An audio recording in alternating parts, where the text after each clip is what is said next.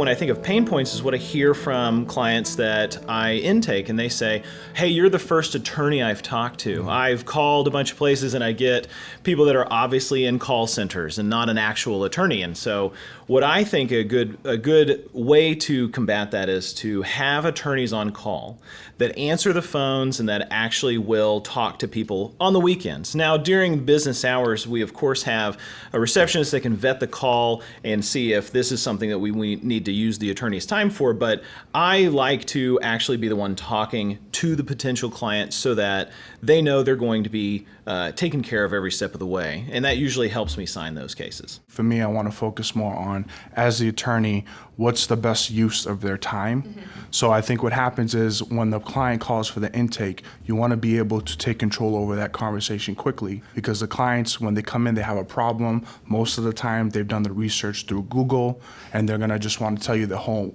life story. Right. Your job is to figure out, hey, listen, I appreciate you for sharing that, but I'm going to ask you some questions so that way I know how to help you now. I know probably from the first 30 seconds of the call if this is a case that I'm going to take or not.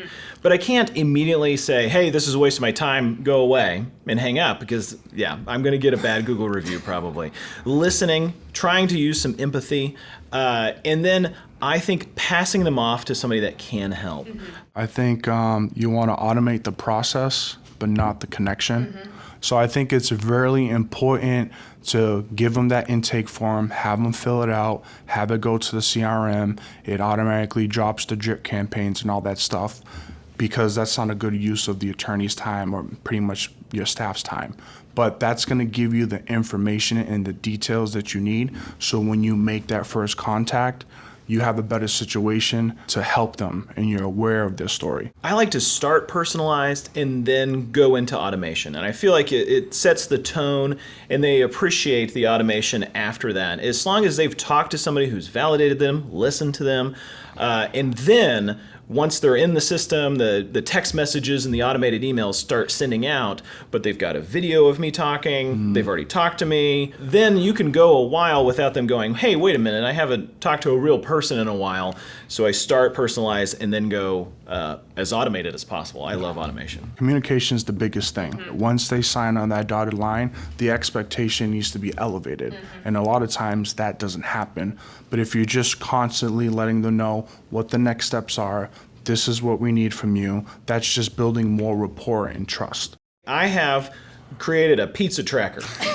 But we don't call it a pizza tracker. You know Domino's, whenever you order it and it tells you where it is on that tracker at the top. Are we going to admit that we know what that is? Yeah, come on. We all know what Domino's is. I know what it is. We all know. Well, I have the same thing. I call it the case tracker, and it was so simple. It's not something that I can't give away or anything. It's just a picture that I created, and it says, intake, demand, and so on, the life of a case.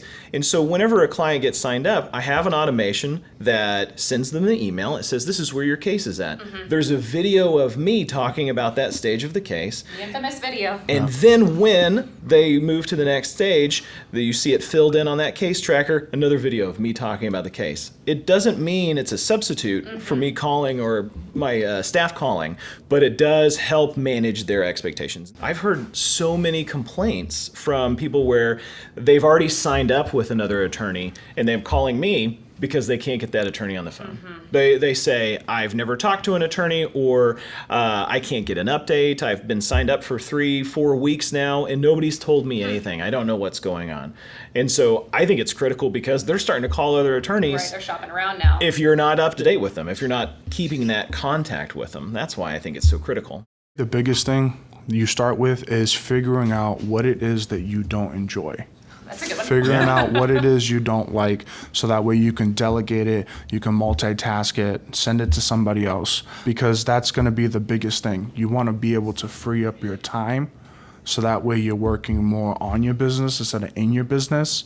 That's my biggest advice, is if there's something that you know you're going to do more than once, see if you can automate it. Start with those speeches that you give those new clients. I know you give the same speech over and over again. I do too. I can do it with my eyes closed and do other things at the same time.